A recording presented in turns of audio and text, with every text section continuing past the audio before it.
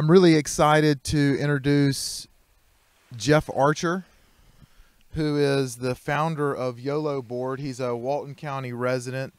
And I met Jeff at YOLO Board headquarters here in Santa Rosa Beach to discuss how he got started, what he did before YOLO, what his business experience was before he came up with the business model for the YOLO Board brand,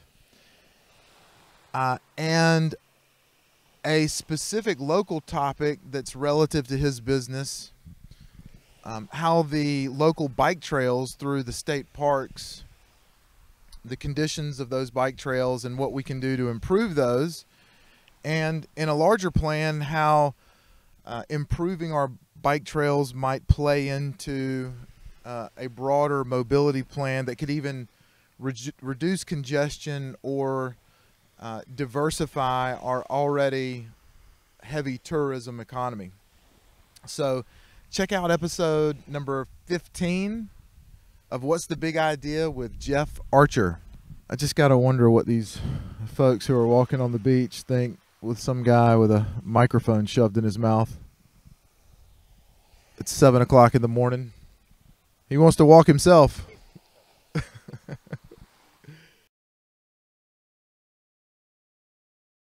Happy to be here with you, man. Always happy to talk about the place that I really love to play in and to live. So it's a fun topic for me. That's great. That's great. And, you know, before the camera started rolling, we were talking a little bit about just what was happening in 2008, and it got me sort of reminiscing about some of the challenges and opportunities that everybody's had to come through in those times. You know, before we get into what you're doing now and some of the current events topics that we could talk about, tell me a little bit about you and where are you from and sort of how did you get here? Walk me up to 2006, where I think is where you first stepped on a stand-up paddleboard and got the idea for the YOLO brand. But what were you doing before 2006? Man, it's a long entrepreneurial story. I grew up in Baton Rouge, Louisiana, which was a great place to grow up, and grew up playing baseball and wrestling and doing all that kind of stuff. And went to LSU, and in my junior year at LSU, I got an offer from a guy I'd worked for many years, a guy by the name of Don Smith, had opened up an activewear company in Venice Beach, California, and wanted me to move out there and help him run the company. And so I'd always wanted to live in California, so I moved out there immediately and kind of really got my education in the apparel industry. It's where I always tell people I learned how to build things and what it took to build quality product, you know, all the different trades that it takes, and it takes excellence in each one, from materials, just like building a house. You got to have good sticks and bricks. You got to have a great architect. You got to have a great contractor to execute it, and it all together comes together to build a product. A t-shirt is exactly the same way. You have to do those exact same things. So I learned about building things, and after we sold the apparel company, I moved back to Louisiana. I got into buying old real estate, historic real estate in Covington and New Orleans, Louisiana. And my dad and I would preserve the buildings, and we did that for a few years and won some awards. And while doing one of those projects, found out that there was a saloon originally in one of the buildings we were doing. So we opened up 30 years ago a multi-tap beer bar with the help of Abita Beer Company. You may know Abita Beer. I do know Abita Beer. The Abita Beer and the Blossmans were generous in helping us think through the process of what we needed to do, and even helping us on the financing part of building it out, which was really a lot of fun. But I found myself in the restaurant business, which I was not a restaurateur.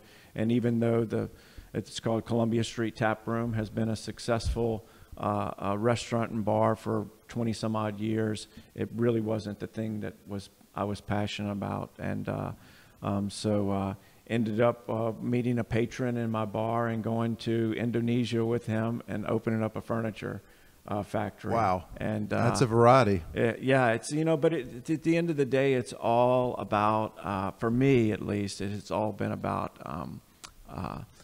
being passionate about whatever it is that I'm making and selling. And in all cases, it's been things that are relatively fun and inspiring. In Indonesia, we were working with primarily with reclaimed wood. So we were buying old structures like you do here with barns and stuff and taking them apart. We were doing that in Indonesia and building furniture with it, and had some great customers. We worked with Aveda hair salons in their opening days of their salons and did a lot of furniture. Did you live in Indonesia during this period of time? My business partner moved there, and I was back and forth. And during that process, I came camping here, believe it or not, and I called my wife right outside of Grayton Beach State Park and announced to her that we were going to move here. Is that the first time you had been to the area? Yeah, growing up in Louisiana, I'd always come to Navarre and those areas. I'd never been out to 30A, and the first time I looked at Western Lake emptying into the Gulf of Mexico, I was like, this is Yosemite at the beach. This is magical, and so we liquidated our assets back in Louisiana and we relocated here and began the next chapter. That's really cool. So across those different industry types, t-shirts to furniture, what did you notice as any sort of common theme in operating those businesses? You mentioned passion, but is there anything else that maybe you specifically felt like you learned that carried through, all of those different? Yeah, I would say the biggest thing I learned is surrounding myself with people who are better than me at whatever given thing that we're looking at. So like my designer at YOLO, a guy by the name of Jake Meyer, who's designed many things down here, Black Bear and Chiringo and a lot of those different brands here. He's great, and we let him do the art and design for our company without really getting in his way. Same thing with construction for paddle boards. I'd never made a paddle board. We brought on Bill Bain, who's one of the surfboard legends. He's 78 years old and just a master in layups of resin and construction. So I think you go out and you recruit team people building who are good. Yeah, you team build, and then you let people do what they do best, and then you just kind of organize the chaos, if you will. So just reading the about us on your website, I learned that you kind of had this white light moment where you got on a paddleboard and realized that this was going to be, a global sport, which it really has turned into. And that was sort of your inspiration for, starting a company around stand-up paddleboarding. Yeah, and there was my original business partner in YOLO was also an office mate, a guy by the name of Tom Losey. And Tom had a landscaping business next door to my furniture, where we brought in the furniture here in Walton County, and we would always see each other with kayaks and surfboards on top of the cars. And one day he came over with an Esquire magazine. He's like, look at this. And it was Laird Hamilton. I don't know if you're familiar with Laird Hamilton, big wave surfer. And he and a guy named Dave Kalama were stand-up paddleboarding to train for big waves in Hawaii. And Tom said, this is a much better area to do this because of the flat water. And it is. This is the perfect area for paddleboarding. I've paddleboarded all over the world, and this is one of the best destinations because it's so accessible. I can take someone who's never paddleboarded before, and they can have a ball on the water without it being a huge learning curve, and something that's so anxiety provoking, like going into the Pacific Ocean or things like that. It's big water. So this has been such a great place for that to take place. Yeah, if paddleboarding were a lot like snowboarding, I would never learn at this age because I almost killed myself learning how to snowboard. Yeah, and I would kill myself today. Paddleboarding is skiing to snowboarding. That's paddleboarding to surfing. Right. Surfing is really the same thing. Surfing's next level, athletically, what it demands, from being able to prone paddle out to timing into a wave and standing up on a board, all those things. Paddleboarding, you're already standing on the board. It just makes things a little bit easier. I'm 57 years old now, so I'm looking for ways to engage, but not in the same way that I did when I was 27. That's a much more elegant way of saying that. So what challenges creeped up as soon as you said, okay, this is what we're doing. We're going to be a YOLO board brand. 2006, 2007. I mean, the economy was... Yeah, the economy was shaky. My personal finances were shaky because I was heavily invested into real estate here prior to that. And there was no education on the sport yet. Yeah, you know, people see people paddling now and take it for granted. People used to laugh at us. People used to say, "What are you doing? That's ridiculous." How did that make you feel? Like more energetic towards your goal, or like, holy crap, maybe I need to? Well, anytime someone says things like that, if it doesn't give you a little pause and you're not listening, Right. you know, I'm always trying to listen. But at the same time, I was experiencing it. I was daily going out and paddling it, and I was getting juiced on a daily basis. So no matter what the negativity was coming out, I could see when I took a new person paddling, I could look in their eyes and see this just awakening that happens. And I knew that it was just really about education and introducing people to it. And that's really what it turned out to be.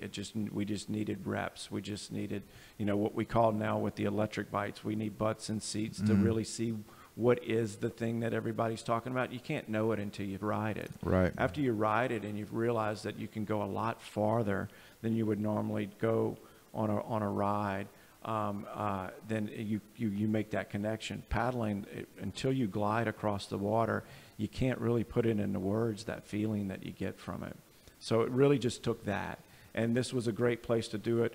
The boathouse at Watercolor was a great place to have people who had also seen it in other places. That was a guest who had been traveling. They had been to Hawaii. They had been places. So it wasn't as foreign to them. You know, the farther that we got out is when it would get foreign. You know, we spent a lot of time on the road going to South Florida and all around Florida. I can't tell you how many times I've circumnavigated this state in a truck or a van.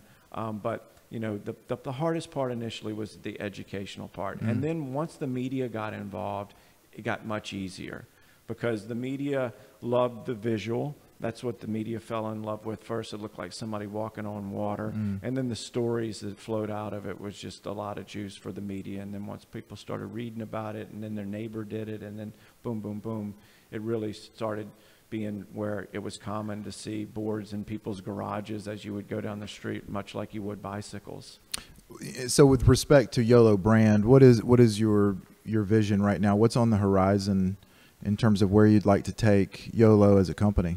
Well, you know, we're always, you know, looking at like what's the territory in front of us. When we first came in, we were just set on being an international board brand, and that's what we wanted to do. And we got on airplanes and went to trade shows, and we did all those things to make those things real. And we do have roots all over the planet at this point.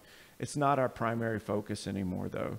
You know, probably back 7-8 years ago, we really started to look at what a great place our backyard was here to continue to introduce people to it. I often tell people, I look at the Walton County area as almost like the bottom of a funnel that takes the entire southeast and, you know, or a portion of the tires, and they bring them down here at least once a year annually. And so, you know, we can introduce our brand of paddle boards, our brands of bicycles, our brands of coffees and apparel and those type of things to that audience each year. So we've really focused on that. We're building more stores right now. Right now we're in our new distribution center that we built a couple of years ago. It's a very nice building. And we're excited to have it here. And this acts as a daily hub that sends out to, we now have 2 stores. We'll be opening our 3rd store over at Eastern Lake area, Greenway Village. I don't know if you're familiar with that I do. project. Shout out to Tom Watson, who is doing the leasing and development there. Go Tom. Yeah, absolutely. And Tom and his crew got us in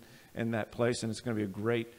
We're really excited about that store because the store literally backs up to the bike trail that goes into the Eastern Lake portion back there, which is really not a super used part of our bike trail system. It's a little soft, sandy. It's a little tougher ride. So, you know, there's not as many people back there. So we're looking really forward to exploring that back there from that store and have it as a launching pad.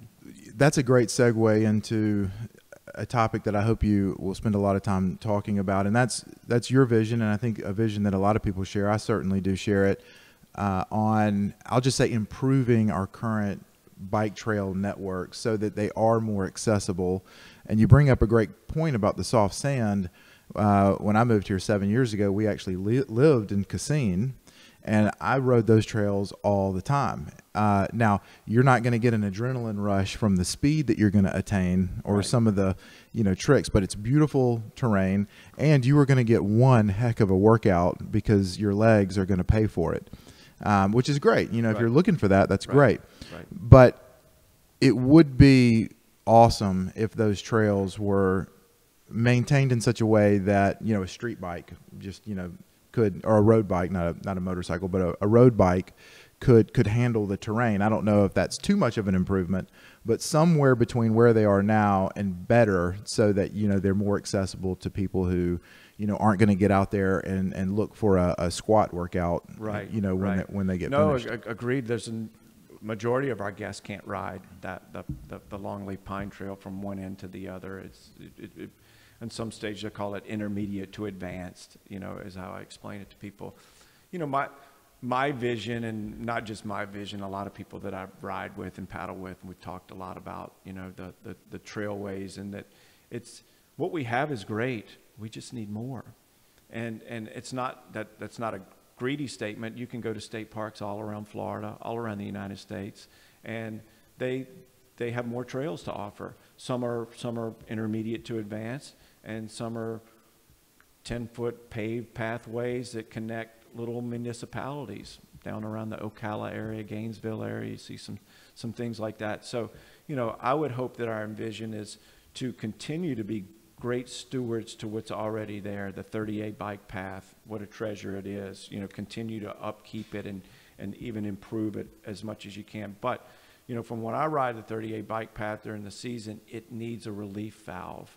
There needs to be something that can relieve some of the stress off of that path. And I think, some type of pathway that is not an intermediate to advanced, it is more of a beginner paved pathway through the state forest. I know that's not always a popular thing to say, to do anything. Those words, I know, when you put them together. I know I hesitate because but it's I'm the not only way to say a it. roadway or anything like that. But again, if you go to floridaparks.com and look around and look at the improvements that many of the state parks have made throughout the state of Florida, and again across the country, you'll see these type of improvements. And so that's one that I'm hopeful that at some point can at least begin to be in the conversation. I know the county also has millions of dollars worth of bike paths laid out and some stage of getting done. If the design for those have been approved, right?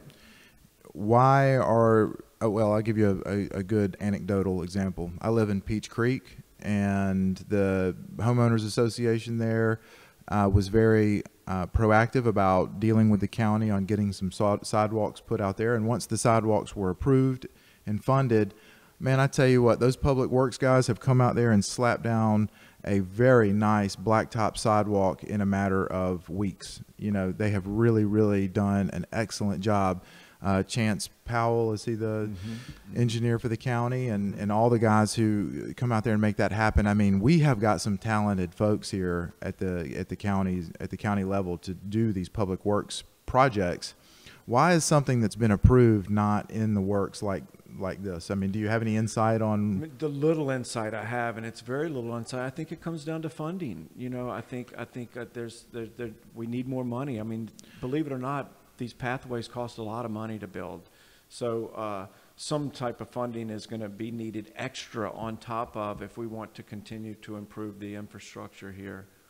So I think that. So it's a matter of funding. That from what I've seen, when it comes and you bring up Chance. I met with Chance 5-6 years ago, and he spent hours with me showing me, what's already been designed and what's already been approved. And from that point forward, we haven't had a lot of progress because we haven't had any extra funding to do that. So I'm hopeful that if we can continue to find ways to get more funding, then we can get more access and to infrastructures like the forest, like we've been doing with giving more access to the Gulf and parking lots and all of those things. I think that's kind of like on our watch now. It's right. Like 10, 15 years from now, did we leave it better than we found it? That's a really good point. Worries me. is sort of this idea that we're going to develop the state parks, right? And if I had a magic wand, right, because I want things, but then do I really want to pay the price for the things to get what I want?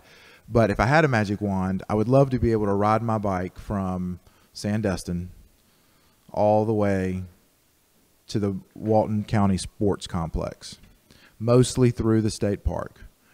In order to do that and not be completely obliterated by the time you get there, you're going to have some pretty nice, I'll just call them paved pathways to get between, like you said, the municipalities. So, what does the overall design look like that takes into consideration that you want to get that long range travel on a bike, on an electric vehicle? I'm not sure. What does it look like if we say we're going to allow electric vehicles to use these pathways? Is an electric bike an electric vehicle? I think these are things that people who would argue against are going to bring up. And I think that the idea that we could overpopulate the state parks is one of those things like, well, let's get to a place where we're just using it normally and then sort of worry about whether or not we're going to overpopulate it. But like you said, 10 or 15 years from now, we're going to be judged by the people like we're judging the people 10 or 15 years ago now, saying, oh, they should have known. They should have planned for this. They shouldn't have incentivized developers to come in and, ruin the golden goose. Well, you don't remember what it was like in 2008. We were begging people to come in here and develop. Yeah. In 2010 and 11 and 12, people were scared with their money. They weren't making moves, and there needed to be some incentivizing in that spectrum of our economy cycle. We were in a depression. Yeah. So it makes sense to me that we had incentivized developers to come in then. And it also makes sense to me as to why we look back and say, well, that wasn't such a great idea, because now things are differently. We've gone through tremendous amount of inflation and, we're bulging at the seams. We don't need to incentivize developers. But I think it's unfair to look back and say, hindsight's 2020, armchair quarterbacking is... Things change when you're down the road. If hindsight being 2020, we'd all just make right decisions all the time. I think at any given time and place, people make different decisions. To me, the conversation is really about connectivity. We do have all these developments now, and I just the idea of not wanting to have interconnectivity just it blows my mind. If you're someone that would be against electric bikes per se, I just don't know if they have looked at the full thing yet. Like, if we can take people out of cars, if we can get people to come down here and we can get them to ride bikes because we've created infrastructure for them to be able to do that safely. That's another thing that I don't know that we're completely doing right now. I think that because the 38 bike path is so crowded and has some very tough stretches, Seagrove through Seagrove, where it crosses so many driveways and stuff like that.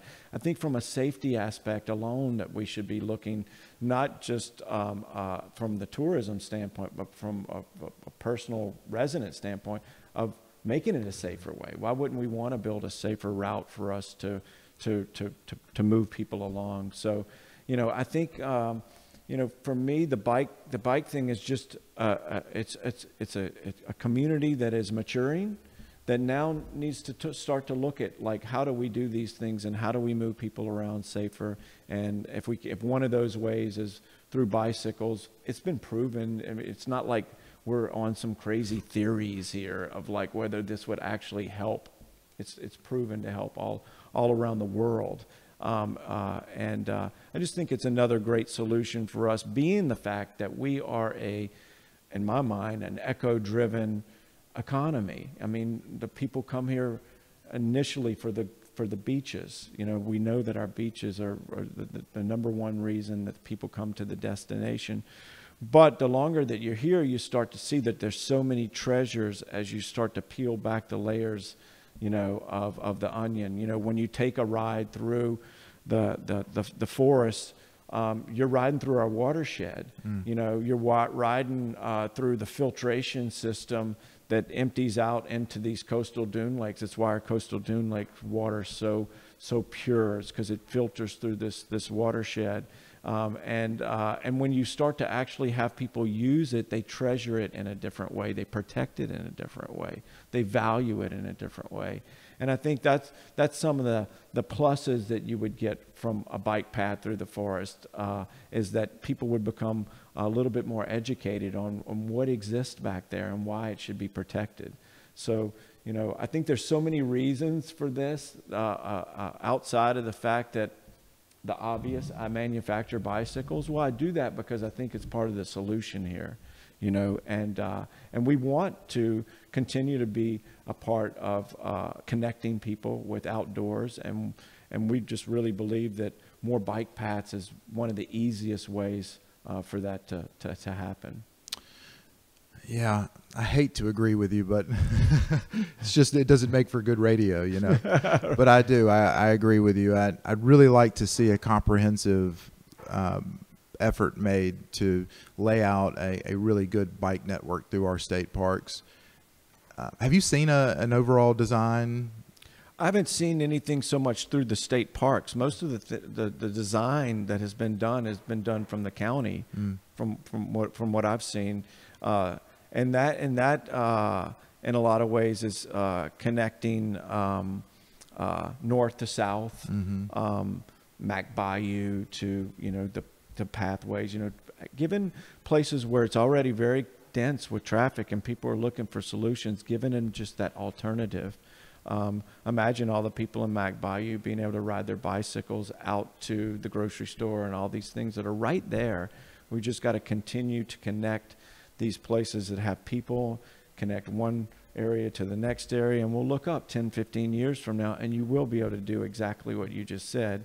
You know, get on a bike at your house and ride all the way out to the complex or Rosemary Beach. And, you know, that's, I think, you know, not just our vision. I have this conversation with a lot of people, and the fact that I'm even talking here makes me sound like I'm some type of expert. I'm not. I'm just a user. You know, Jeff's an expert. He said it. I just use it, and I know that if we want more people to use it, we have to connect it better, and make it more convenient for people to make the choices of, let me get on a bicycle today instead of loading everybody up in the car or just me in the car and driving out and searching for a parking spot that doesn't exist here. Right. You know, so, you know, it just eliminates a lot of those kinds of Is there anything to be done about the sand base that, you know, the trail would be, you know, made of, other than paving? Yeah, I mean, I think you got to go to some type of hard pavement or gravel or something like that.